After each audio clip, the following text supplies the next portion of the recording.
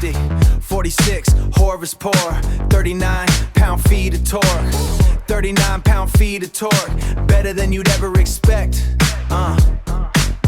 Yeah, it's better than you'd ever expect. Yeah. Shotgun, Royal Enfield, shotgun. Hola moteros, it's Chris Cope from dancingthepolka.com. And hey, word to your moms, I came to drop bombs. I've got more rhymes and the Bible's got psalms. And just like the prodigal son, I've returned. Anyone stepping to me, you get burned. Because I got lyrics and you ain't got none. And if you come to battle, bring a shotgun. House of Pain, 1994. Very modern cultural reference. Anyway, if you did bring a shotgun, specifically the Royal Enfield Shotgun 650, I think that you and I would be able to reconcile our differences, because you show up on this motorcycle, you're telling me that you are an individual of taste. You are someone who appreciates quality and value, because this is a hell of a lot of motorcycle for not a lot of money. It is not an everything, everywhere, all the time motorcycle, but within the context of what it is and what it's supposed to be, I would argue that it is at least as good as, if not better than, a number of motorcycles that cost twice as much, maybe even 3 times as much. So let's get into it. The Royal Enfield Shotgun 650. Shotgun, Royal Enfield, shotgun 650, feel the torque, yeah, we never quit. Yeah, neon bobber, fly on the street.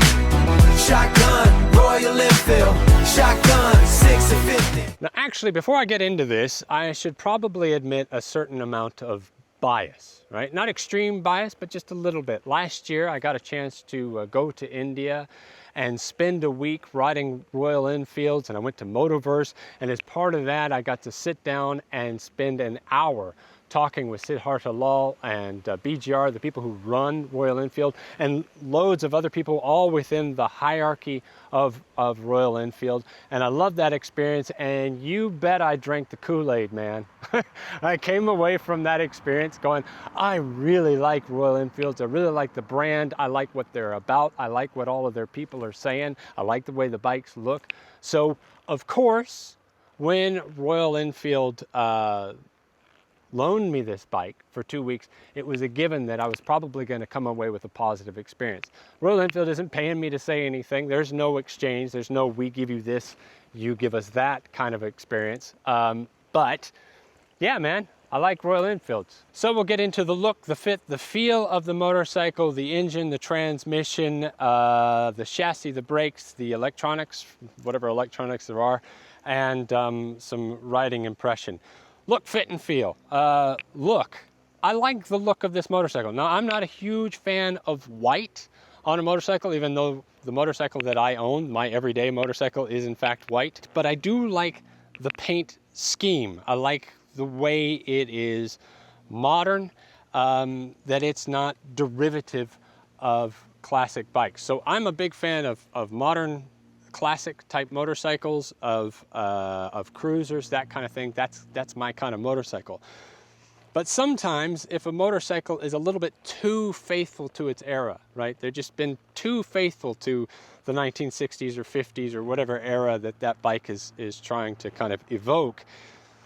It feels like you're playing dress up, you know? You feel like you're riding around being a LARPer, and there's some part of you that goes from feeling cool to feeling just a little bit silly. With this bike, you get that authentic feel, that classic air-cooled feel.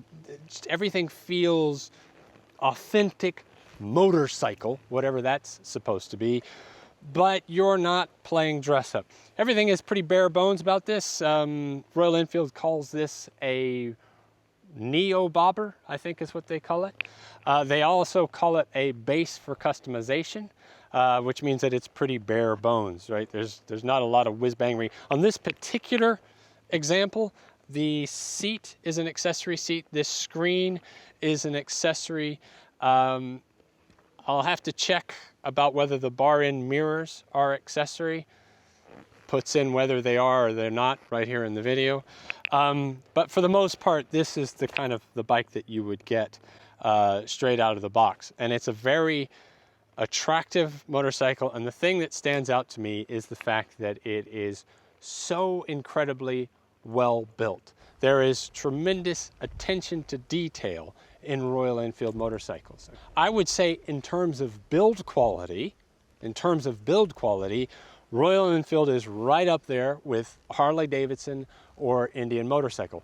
Component quality, that's a different issue. We can get into that, but in terms of the build quality, in terms of how much attention and love and care was put into every single thing, it's right up there on the same level. And everything's very sturdy, very well built. Royal Enfield does say that you're going to want to use some anti-corrosion spray in the winter, to kind of keep the rust off and everything. But this is a well-built motorcycle that if you care for it, if you love it, as you're kind of naturally going to be inclined to do because it's such a great motorcycle, it's gonna give you joy for many, many years to come.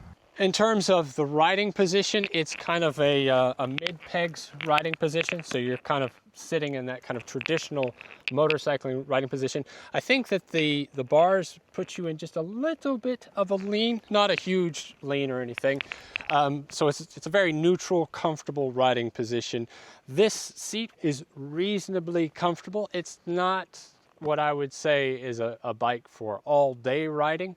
Well, at least not all day, never stopping riding. So let's move on to the engine. It's a 650, a 648cc parallel twin, air-cooled engine. Air-cooled, I love it.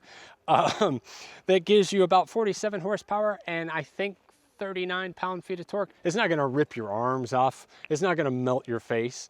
But within the context, with riding on a day like this, a beautiful summer day, I'm in West Sussex, riding around on country lanes, riding around on B roads and some more relaxed A roads, it's perfect. It's genuinely, not only is it everything that you need in terms of power and torque, it is, I would say 9 times out of 10, it is everything that you want, right? You don't want a tremendous amount of power. Yes, at extra legal speeds, if you are trying to break the law, you are going to find that it's a long, slow climb to doing the ton. But down where it matters, you've got it's torquey, it's responsive. The throttle delivery is reasonably smooth. You don't have any kind of snatchiness or anything like that. It's pretty well done. And then you can move along at low speeds, and it's an excellent sort of urban or country lane sort of motorcycle for that sort of thing. Transmission is reasonably good.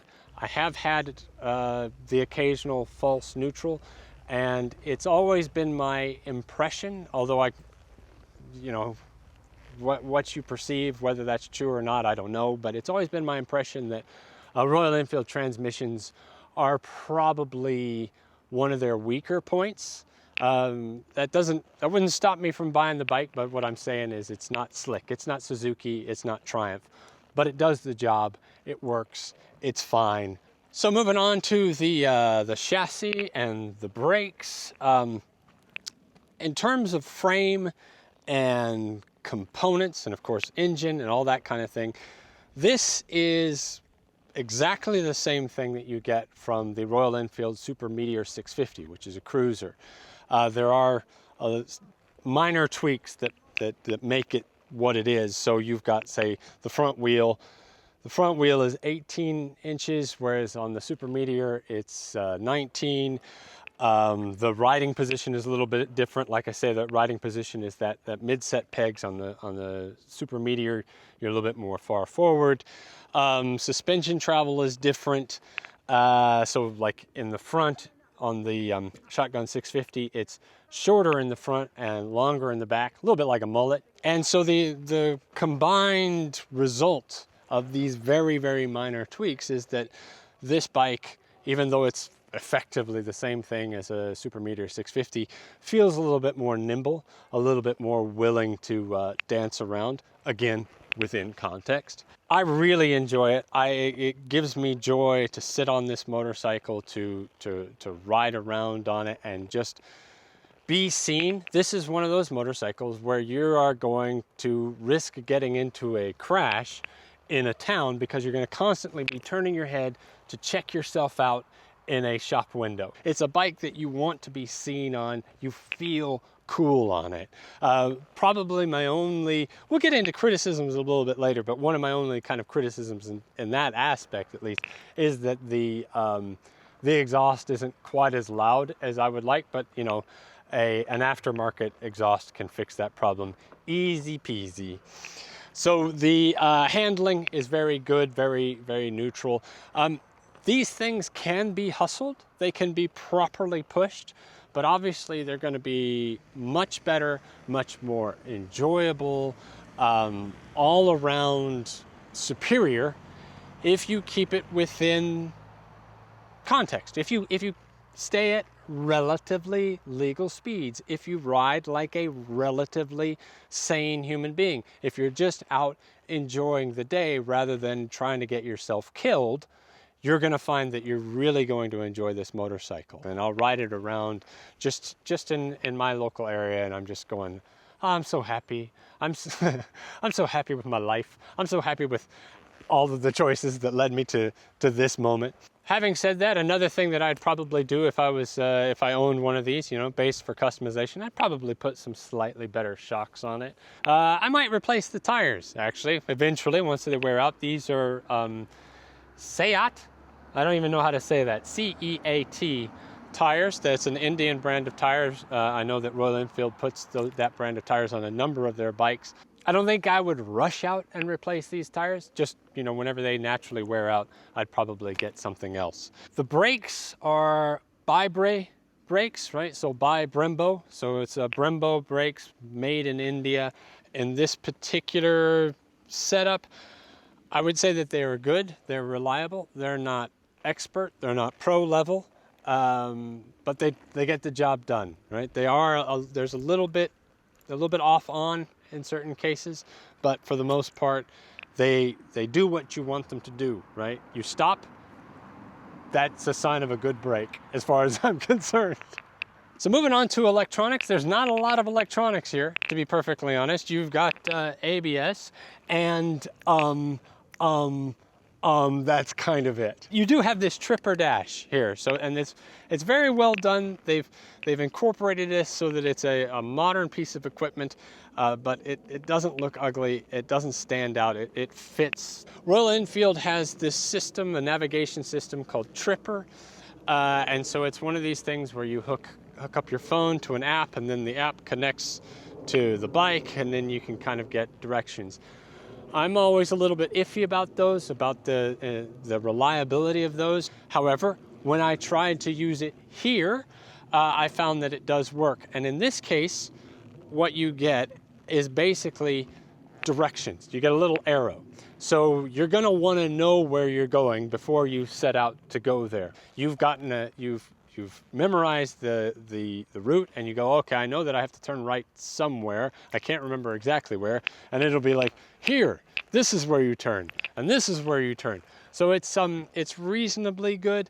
I find that it worked reasonably well. I haven't put it to, you know, a really extensive test, but certainly riding around here, I found that the Tripper Dash does actually work. And that's pretty much it for the electronics. In terms of riding impressions, I've talked about this already a little bit, but it's a bike that I really enjoy, that I really connect with. It makes me happy. It reminds me of why I like motorcycling, because it's just very, very natural, very analog, I guess you could say. The bar-in mirrors, by the way, normally I don't like bar-in mirrors because they just show your elbows, but these are actually very good. Basically, you're dealing with a very good package. And as I say, within the context of what it is and what it's supposed to be, I think that it is as good as or better than a Harley-Davidson or an Indian motorcycle. Component wise, obviously, so you've got like adjusters on these levers, and those are plastic adjusters.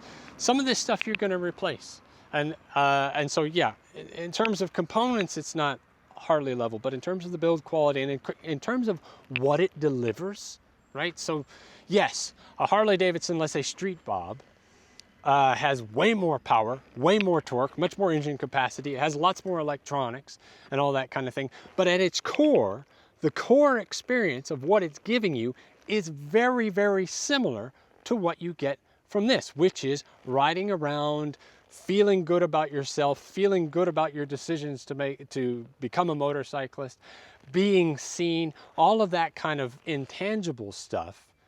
You can get all of that in a Royal Enfield for so much less. Yeah, I think that's it. Let's see. Did I mention that this is metal? That's made of metal. Oh, this is made of metal too. The fenders. Fenders are made of metal. So many motorcycles today, everything's all plastic. Metal, metal. This is plastic. No, wait. I think this is metal. That sounds like metal to me. Metal, metal, metal, metal. I love it. I love this motorcycle. This is a very good motorcycle.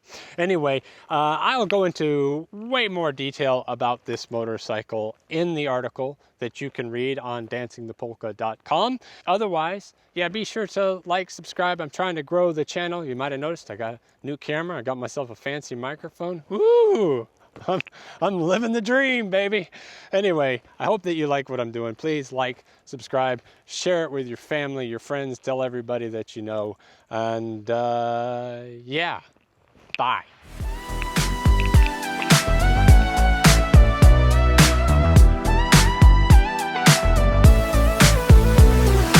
Find my full review on dancingthepolka.com. Yeah, the best blog in the world. Check the links, keep the wheel spinning. Best blog, yeah, you know we winning. Yeah, you know we winning. Shotgun, Royal Enfield Shotgun, 6 and 50. Feel the torque, yeah, we never quit. Yeah, neon bobber, fly on the street. Shotgun, Royal Enfield Shotgun, 6 and 50. Dancingthepolka.com. Dancingthepolka.com. Yeah, keep it rolling.com. We out. I really hate the modern world sometimes.